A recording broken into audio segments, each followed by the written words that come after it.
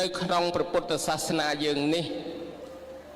លោកសំដែងអំពីមនុស្សដែលកើតឡើងមានឋានៈបុណ្យស័ក្តិខុសៗគ្នាតើជាអាចកំបាំងអីបានកើតមកអ្នកខ្លះមានអ្នកខ្លះក្រអ្នកខ្លះល្ងងអ្នកខ្លះចេះអ្នកខ្លះប្រាជ្ញអ្នកខ្លះបណ្ឌិតអ្នកខ្លះមានរូបរាងកាយល្អអ្នកខ្លះក៏រងទុក្ខលំបាកវេទនា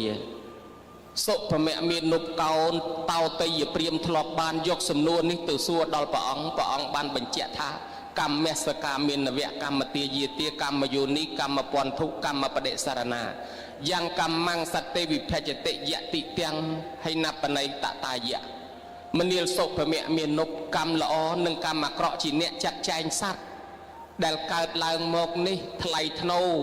ឬខ្ពស់ទាបល្ងងឬចេះស្អាតល្អអាក្រក់មានបញ្ញាឬអត់បញ្ញារោគតិចរោគច្រើនគឺកម្ម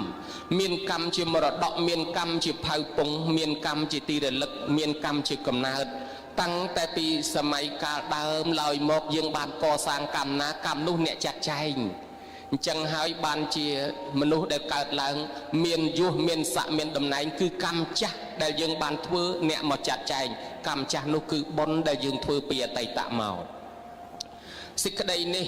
ក៏ជាការភ្លឺស្វាងមួយសម្រាប់អ្នកឆ្ងល់មនុស្សទាំងអស់គ្នាកើតមកចង់សុខចង់ចម្រើនហេតុអីបានជាវាមានសភាពលក្ខណៈជីវិតរស់នៅខុសៗគ្នាយើងយល់បានថាមកពីបុណ្យហើយនឹងបាបឬក៏កម្មចាស់ដែលយើងបានធ្វើមកហើយមនុស្សដែលធ្លាប់ធ្វើបាបក៏ដោយបើនឹកឃើញអំពើបុណ្យហើយកែប្រែចេញមករកបុណ្យមនុស្សនោះឯងចេញពីទីងងឹតមកកាន់ទីភ្លឺល្អណាស់ពេលមួយចម្ងល់នេះកើតឡើងដល់ព្រះអានន្ទលោកបានឆ្ងល់អំពីអពតកសេដ្ឋីហើយនឹងឆ្ងល់អំពីចិត្តកហបតីចិត្តកហបតីចូលមកកាន់សំណាក់ព្រះអង្គអស់មួយខែដាក់